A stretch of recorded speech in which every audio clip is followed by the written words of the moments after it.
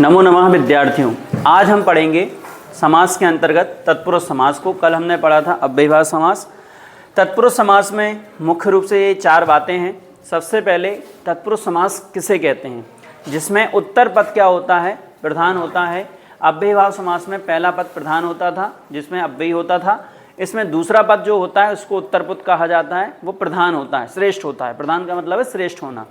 और जो पहला पद होता है उस शब्द में हमें द्वितीय विभक्ति से सप्तमी विभक्ति का प्रयोग करना है। अब विभक्ति कौन सी है? अकारांत, इकारांत, ऋकारांत, बालक के रूप, बालिका के रूप, इन सब का हम प्रयोग करेंगे द्वितीय से सप्तमी विभक्ति का। उसी से क्या होगा, पूर्व पद के अनुसार ही समास का क्या हो जाएगा, नामकरण। नामकरण मतलब ये द्वितीय तत्पुरुष है या तृतीय तत्पुरुष है या षष्ठी तत्पुरुष है या पंचमी तत्पुरुष है। तो प्रथमा द्वितीय से सप्तमी विभक्ति जो पहले पद में लगाएंगे उससे हमें पता चल जाएगा कि ये समास में कौन सा नाम है। ठीक है। और उत्तर पद में प्रथमा व्यक्ति हमेशा होती है। जो बाद वाला शब्द होता है उसमें हमेशा प्रथमा व्यक्ति होगी। और इसी के अंतर्गत एक समास और आएगा, नए तत्पुरुष समास। नंच तत्पुरुष समास भी अपन जिसको कहते हैं उसको भी अपन यहाँ पढ़ेंगे, वो बहुत सरल है। पहला उदाहरण इसका अपन देखते हैं। सामान्यतः ये जो उदाहरण आते हैं इनमें उपपद विभक्तियों का प्रयोग भी तत्पुरुष समास में होता है। जैसे दान देने अर्थ में चतुर्थी का प्रयोग होगा, भय अर्थ में पंचमी का प्रयोग होगा। तो ये ध्यान रखना है। जाने अर्थ में द्वितीय का प्रयोग होगा। तो जैसे एक उदाहरण द्वितीय वाला अपन देखते हैं, शरणम आगता। ये समास विग्रह दिया है। क्या लिखा है? शरणम आगता। तो इसका समास विग्रह क्या बन जाएगा?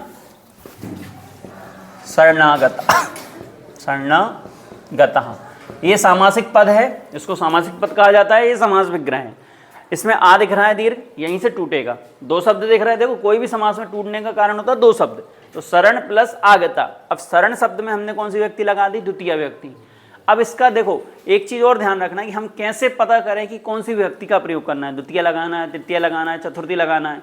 पहली चीज, अगर गम धातु का प्रयोग हो रहा है, आगम धातु का प्रयोग हो रहा है, तो सीधा दिमाग में आना चाहिए कि ये द्वितीय व्यक्ति लगेगी।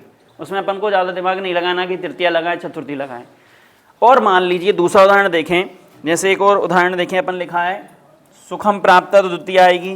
तृतीय व्यक्ति में धनहीना लिखा है। क्या लिखा है? धनहीना। तो बन जाएगा धनेन हीना।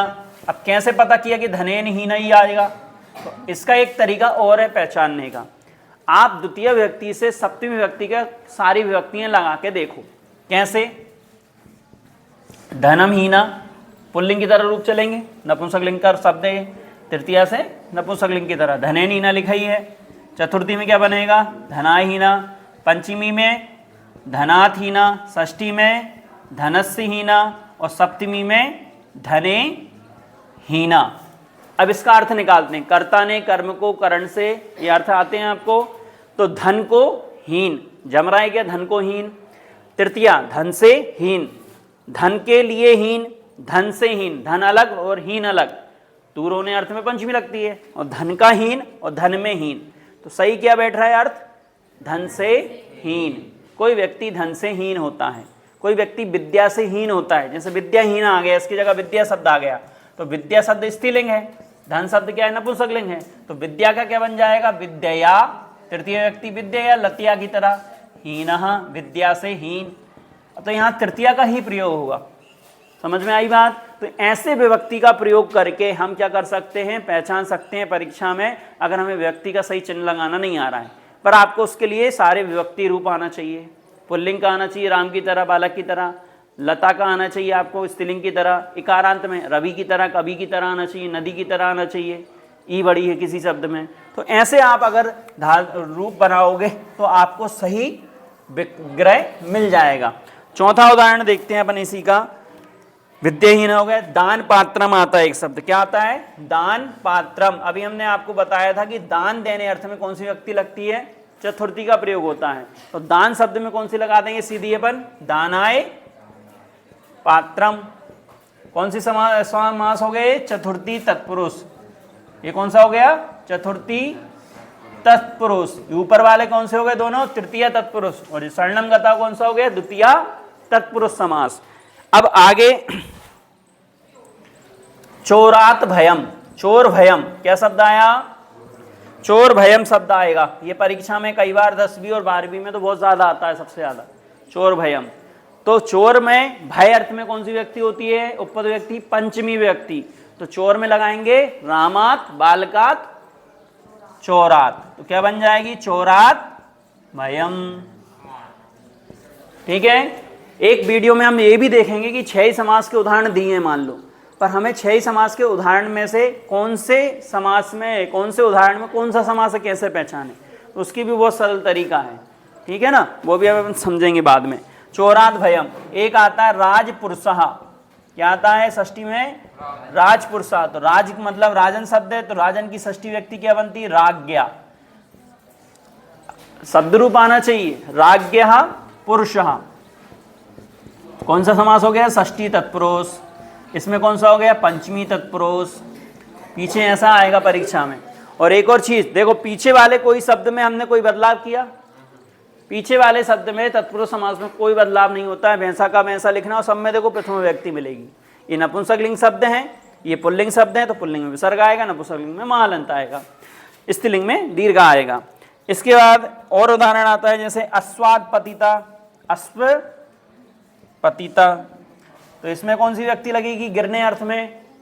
गिरने अर्थ में पंचमी व्यक्ति का ही प्रयोग होता है। वंदना, कौन सी व्यक्ति का प्रयोग होता है? पंचमी व्यक्ति का ही प्रयोग होता है। तो अश्व में लगेगी अस्वात पतिता। या आपने 10वीं कक्षा में भी आपने बहुत अच्छे से अशुद्धि संशोधन वाक्यों में पढ़ा होगा कि गिरने अर्थ में पंचमी व्यक्ति का प्रयोग होता है। अस्वात पतिता। देवस्य पूजा, देव पूजा, ये 2 शब्द आए। देव पूजा, तो देवस्य देवों की पूजा, षष्ठी व्यक्ति का प्रयोग हुआ। षष्ठी तत्पुरुष समास, इसमें पंचमी तत्पुरुष समास। देवस्य पूजा, देव पूजा। इसके बाद आ जाते हैं अपन सप्तमी तत्पुरुष समास पर। सप्तमी तत्पुरुष समास का उदाहरण जैसे कक्षा नायिका। कक्षा नायक शब्द आया, तो कक्षा में नायक, क्या अर्थ निकलेगा? कक्षा में नायक। तो क्या अर्थ निकालेंगे? कक्षायाम नायकः। सप्तमी व्यक्ति लग जाएगी, कक्षायाम, स्त्रीलिंग शब्द है, बालिकायाम, लतायाम, कक्षायाम। तो कौन सा समास हो गया? सप्तमी तत्पुरुष समास इसमें हो जाएगा। जलमग्नः, क्या शब्द आया अगला? जलमग्न। कोई चीज किसी में डूब रही है, कोई चीज कहीं पर है, इन और ऑन, इन और ऑन। जैसे कक्षा में है, कक्षा पर हैं, ग्राउंड पर हैं, विद्यालय में हैं, बोलते हैं ना अपन, तो वहां सप्तमी व्यक्ति का प्रयोग होगा। जल में डूब रहा है, तो जल में, जले मग्नः, सप्तमी तत्पुरुष समास, जल में मग्न। अब इसके बाद आ जाते हैं अपन नंच तत्पुरुष समास। नए तत्पुरुष समास जिसको कहते हैं, इसको सबसे अच्छे तरीके से समझें, बहुत सरल है। किसी शब्द के आगे क्या लगा हो? ह्रस्व आ लगा हो। क्या लगा हो? ह्रस्व आ लगा होता है, वहां नए तत्पुरुष समास होता है। जैसे ही ना आ लगा है तो क्या करना है? ना विवेकः। ना अपन पीछे भी लिख सकते हैं, आगे भी लिख सकते हैं। आ का क्या हो जाएगा? नकार में ना विवेक। अनर्थ शब्द पढ़ते हैं, क्या पढ़ते हैं? अनर्थः आता है, अनर्थः। तो अनर्थ का क्या हो जाएगा? न अर्थ, न अर्थ। कहीं कहीं अन दिखाई देता है, कहीं कहीं पर आ दिखाई देता है, ये 2 आपको दिखाई देंगे। अनेक, ना एका, अनेकः। न विवेका, न विवेका। अस्पष्ट, न स्पष्टः। आ अर्जुन, न अर्जुनः। आ राहुल, न राहुलः। समझ गए? तो आकार होता है नकारात्मक, तो इसको कहते हैं नए तत्पुरुष समास। तो इस प्रकार से आज हमने तत्पुरुष समास के सभी उदाहरणों के बारे में पढ़ा है। अगली वीडियो में हम कर्मधारय समास के बारे में पढ़ेंगे। सभी विद्यार्थी इस वीडियो को शेयर करें, लाइक करें, सब्सक्राइब करें और दूसरे विद्यार्थियों तक पहुंचा दें। धन्यवाद।